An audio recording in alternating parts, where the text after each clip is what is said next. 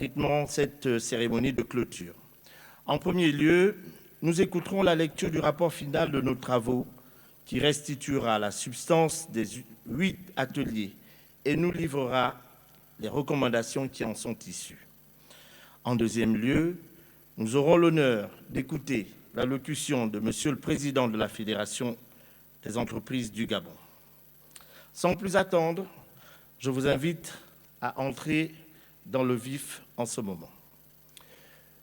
Libreville, le 27 juin 2026, s'est tenue au Palais de Congrès Omar Bongo Ondimba de Libreville, la deuxième édition du Gabon Economic Forum. 8 ateliers ont structuré la réflexion de cet important rendez-vous organisé par la Fédération des entreprises du Gabon. L'architecture des recommandations de ces ateliers, qui constituent la colonne vertébrale de la déclaration de Libreville, se décline ainsi qu'il suit. Atelier 1, dette intérieure et fiscalité incitative. Ce premier atelier a posé le socle matériel de la confiance, des finances publiques assainies et une fiscalité au service de la production. Les participants ont unanimement reconnu que l'apurement de la dette intérieure due aux entreprises constitue le premier acte de réconciliation entre l'État et son tissu productif. 5 recommandations majeures en sont issues. Premièrement, apurer en priorité la dette intérieure, crédit de TVA et arriérés sur marché public, mécanisme accéléré, titrisation, imputation croisée en sont les leviers. Dans le cadre d'un programme national d'appurement, doté d'un tableau de suivi publié et d'un comité national de suivi. Deuxièmement, restaurer le compte séquestre de TVA et instituer un provisionnement budgétaire automatique avec délai opposable de 90 jours. Troisièmement, réviser les mesures pénalisantes de la LFI 2026, la loi de finances, en LFR et instituer un cadre permanent de concertation fiscale avec concertation préalable et étude d'impact obligatoire. Quatrièmement, instaurer un guichet unique de coordination des contrôles fondés sur la non-redondance, la digitalisation des ordres de mission et la reconnaissance mutuelle des certifications. Cinquièmement, auditer et supprimer la parafiscalité illégale ou à faible rendement, encadrer les taxes locales et opérationnaliser la centrale d'achat. Mesdames, Messieurs, de la solidité de nos finances publiques découle la première des confiances. Mais aucune confiance ne saurait prospérer si la règle, une fois posée, n'est ni respectée ni protégée. Du chiffre, nous passons ainsi au droit, de la rigueur budgétaire à la sécurité juridique avec l'atelier 2, sécurité juridique et judiciaire des affaires. Ce deuxième atelier a rappelé une vérité cardinale. Nul capital ne s'engage durablement là où la règle est mouvante et la justice incertaine. La sécurité juridique a été désignée comme le ciment invisible de tout climat des affaires attractif. 5 recommandations découlent de cet atelier. Premièrement, adopter un principe de stabilité réglementaire et de concertation préalable pour tout texte économique majeur. Deuxièmement, généraliser le principe « silence de l'administration vaut accord » pour les autorisations au-delà du délai légal.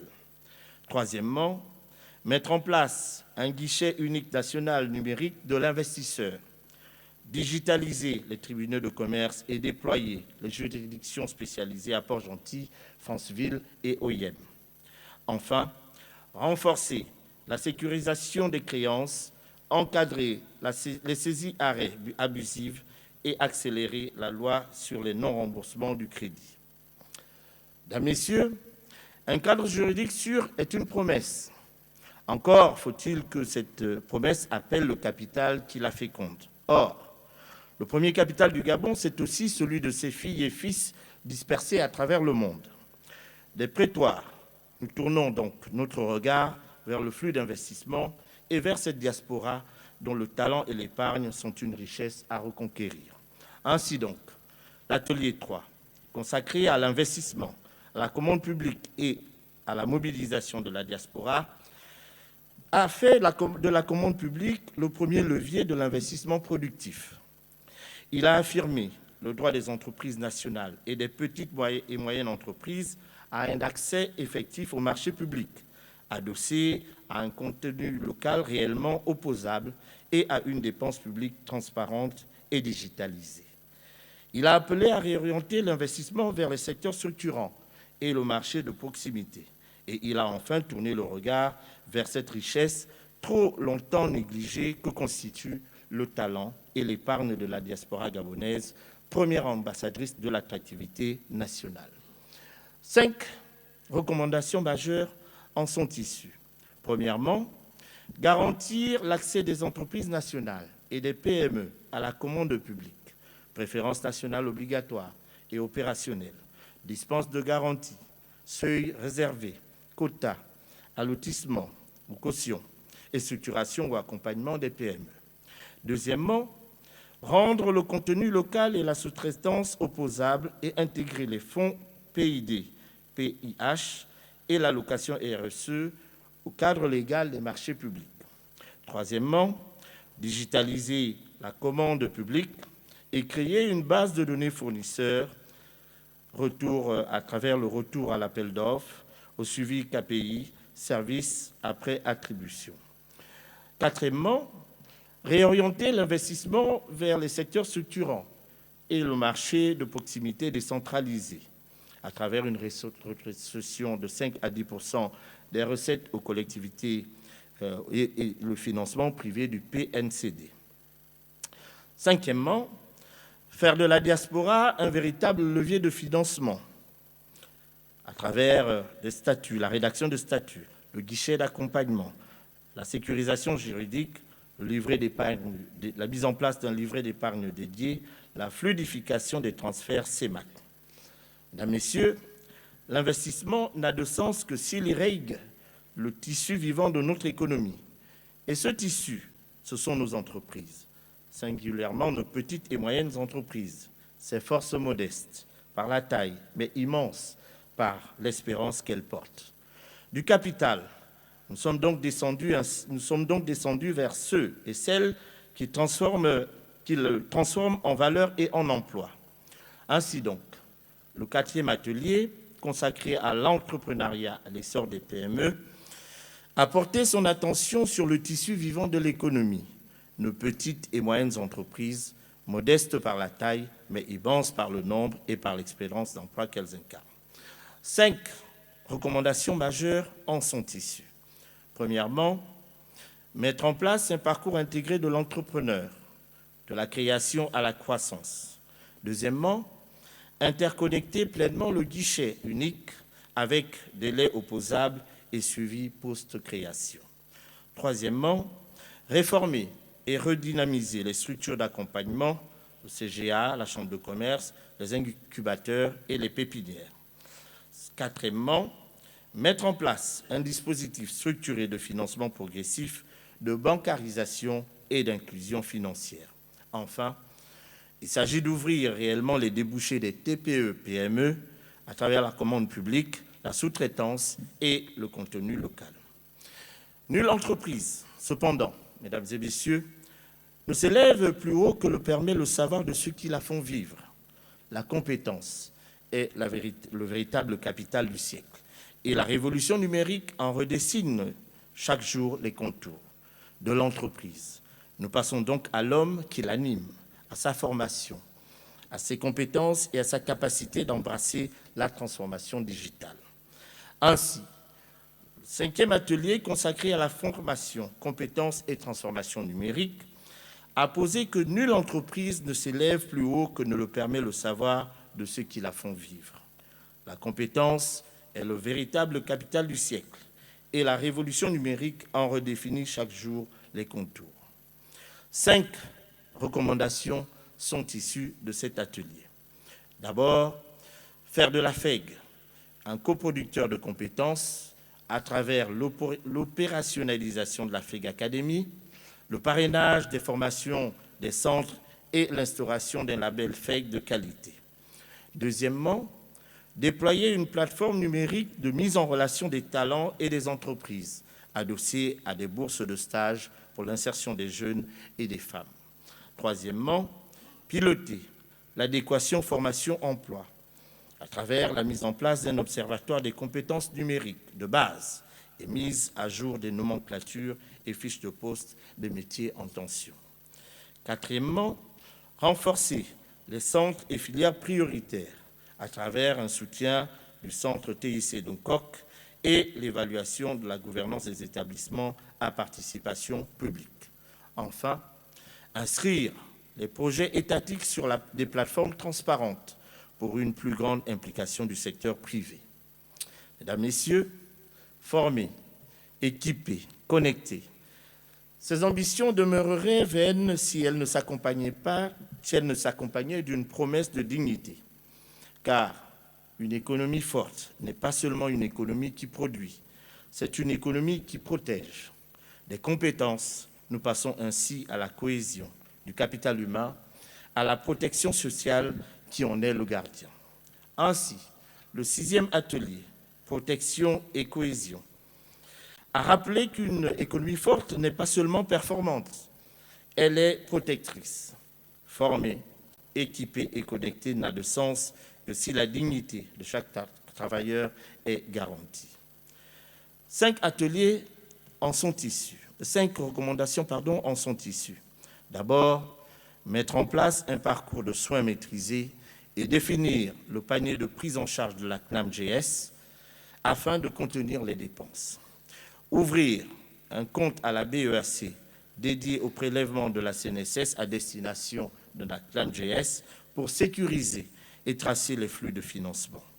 Troisièmement, s'assurer que les entreprises déclarent les mêmes effectifs auprès des différentes administrations en phase avec les cotisations sociales versées.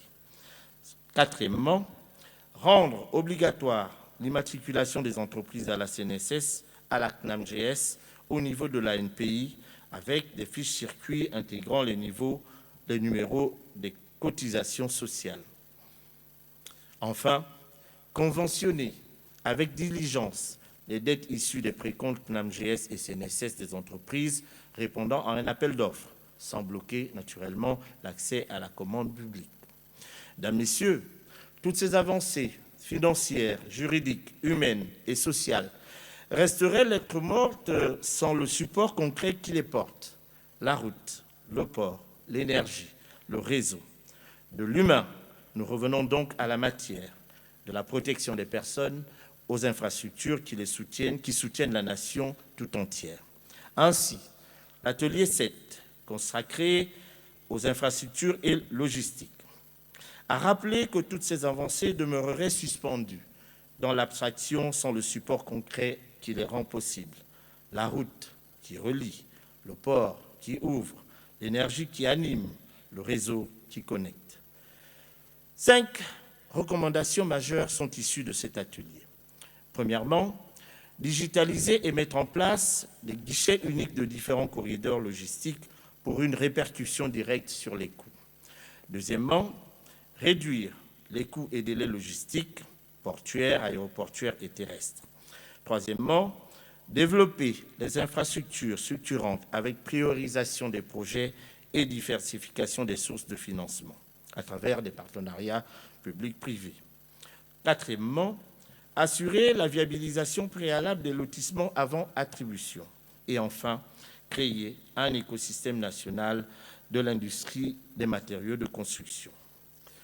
Finances assainies, droits sécurisés, capitaux mobilisés, entreprises soutenues, compétences forgées, dignité protégée, infrastructures édifiées, tels sont les 7 piliers patiemment dressés au fil de cette journée. Mais des piliers, fussent-ils solides, n'ont jamais à eux seuls fait la prospérité d'une nation.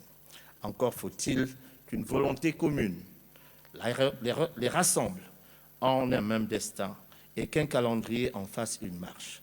Du diagnostic, mesdames et messieurs, nous passons donc à l'action, des fondations au programme qui, dès demain, les convertira en croissance et en développement partagé.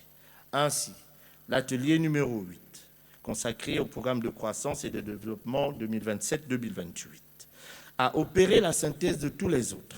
Il a posé que la force d'une économie ne se mesure pas à la justesse de ses diagnostics, mais à la constance de son action, et que les recommandations de cet atelier précédent ne vaudront que si elles s'inscrivent dans un programme cohérent, chiffré et calendaire de croissance et de développement pour le biennum 2027-2028. 5 recommandations majeures en sont issues. Premièrement, orienter les investissements privés vers les secteurs à forte productivité, l'énergie, l'agroalimentaire, l'habitat, le BTP, l'industrie, le transport et logistique, la santé, et promouvoir le regroupement sectoriel des entreprises en fédération. Deuxièmement, restaurer le contrat de confiance État-entreprise à travers un respect des engagements de paiement dans un délai recommandé de 60 jours, l'application effective des réglementations.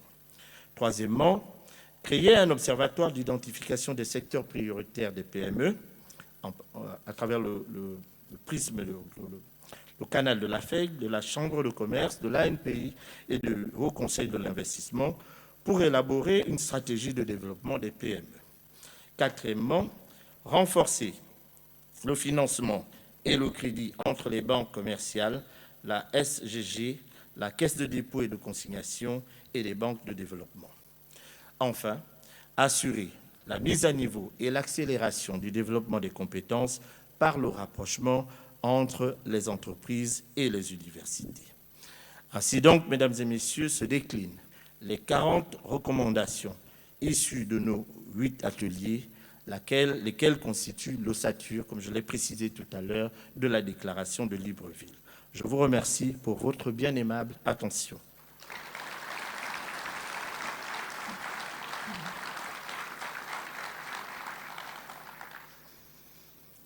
À présent, j'ai l'honneur d'inviter Monsieur le Président de la Fédération des entreprises du Gabon à nous adresser son allocution. Monsieur le Président, s'il vous plaît.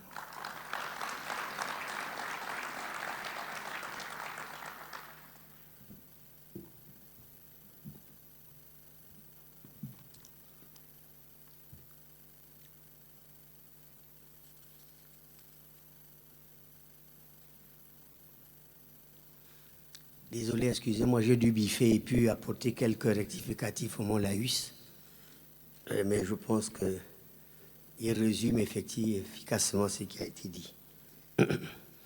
Monsieur le Président d'honneur de la Fédération des entreprises du Gabon, Messieurs les vice-présidents, chers collègues, Mesdames, Messieurs les chefs d'entreprise, Mesdames et Messieurs, nous y sommes. Après des heures de débat intenses, sans tabou et d'une rare franchise, les rideaux tombent sur cette deuxième édition du Gabon Economic Forum. Ce matin, nous réclamons de l'audace. Ce soir, je peux l'affirmer avec fierté, le secteur privé gabonais a répondu présent. Nous avons refusé les théories pour nous concentrer sur le réel. Nos entreprises qui portent au quotidien l'économie et l'emploi de notre nation ont pleinement honoré leur légitimité en formulant des solutions prêtes à l'emploi. Les 8 ateliers thématiques de cette journée ont accouché des propositions majeures. Qu'il s'agisse de restaurer la confiance par l'apurement de la dette intérieure, de sanctuariser la sécurité juridique de nos investissements ou d'activer le patriotisme économique via la commande publique et l'épargne de la diaspora. Chaque groupe a produit une feuille de route opérationnelle. Nous avons également tracé les contours d'une modernisation urgente de notre protection sociale, d'un plan agressif pour désenclaver nos infrastructures et de mécanismes concrets pour que nos PME et notre jeunesse connectée deviennent les vrais moteurs de l'horizon 2030. Messieurs les chefs d'entreprise et chers collègues, le temps de la réflexion cède désormais la place au temps de l'action. Le fruit de nos travaux est consigné dans ce document historique que nous formalisons ce soir, la déclaration de Libreville du secteur privé. Ce texte ne contient pas de doléances, mais des engagements réciproques. Pour que notre économie soit compétitive et inclusive, l'État et les entreprises doivent former une seule et même équipe. C'est pourquoi nous appelons de nos vœux l'institutionnalisation d'une concertation systématique en amont de chaque réforme économique. Les chefs d'entreprise prennent des risques chaque jour. Ils ont besoin d'un cadre prévisible et de politiques publiques ambitieuses pour les soutenir. Je salue l'implication remarquable des chefs d'entreprise tout au long de nos travaux. Cette synergie, consolidée avec l'État, renforcée par l'appui stratégique de nos alliés financiers et de la détermination sans faille de nos leaders économiques, est le gage de notre réussite commune. Les bases sont jetées, les propositions sont sur la table, la trajectoire est claire ensemble. Passons de la parole aux actes. Sur ce motif de grande satisfaction, je déclare officiellement clos les travaux de la deuxième édition du Gabon Economic Forum 2026. Je vous remercie.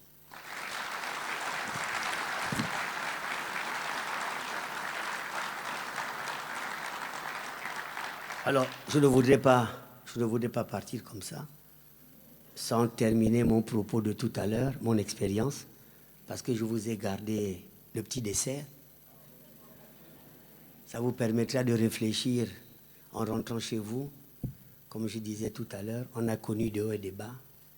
Quand on veut être chef d'entreprise, il faut croire à son projet, il faut y être. On ne devient pas entrepreneur du jour au lendemain comme ça. Et on ne crée pas une entreprise pour donner à quelqu'un d'autre sans y être tous les matins, midi et soir, y compris les week-ends et jours fériés. Si tu dis que ma femme m'a couché, je ne suis pas là, ou bien j'ai un décès au village, j'arrive après. Les travaux, c'est tous les jours sur les chantiers. Et je voudrais vous dire que MICA a été créé en 1996, pour ceux qui ne le savent pas. MICA Service, MICA Transport, MICA Service. Nous sommes en 2026, ça fait effectivement 30 ans que je galère. 30 ans que j'use mes pantalons et mes chaussures sur les chantiers, pour ceux qui ne savent pas. Lorsque j'ai commencé MICA Transport, moi-même, je convoyais mes camions aller livrer le carburant en brousse. Il ne faut pas avoir honte de travailler pour soi-même. Et pour connaître le tout, vous avez appris dans les journaux, il paraît que ça a fait le buzz, j'ai dû racheter un Major. Et c'est cette banque qui me suit depuis 30 ans qui m'a facilité cette opération. Je vous remercie.